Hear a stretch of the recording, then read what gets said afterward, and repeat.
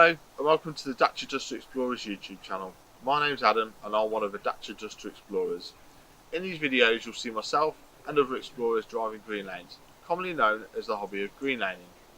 Some of these lanes can be easy, some can be incredibly difficult if not dangerous, but all offer a beautiful feeling of escapism. If you have any doubt about the green lane you're driving, get out and walk the lane first, making a mental note of places to turn around if needed and thinking about strategies to overcome difficult sections, because reversing after a failed attempt to get along the lane can be incredibly difficult and very risky. We abide by the Green Lane Association Glass Code of Conduct for driving these lanes and respect all others using the lanes, including horse riders and walkers, as we all have a part to play in keeping these routes open for everyone.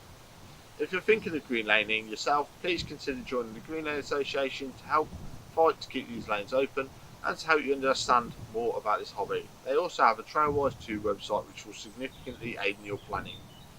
Please don't forget to like and subscribe to the YouTube channel to get updates on new videos and check out our previous massive video collection. For more information head to the website www.dacia2explorers.co.uk, and finally, thanks for watching, stay safe and enjoy your trips.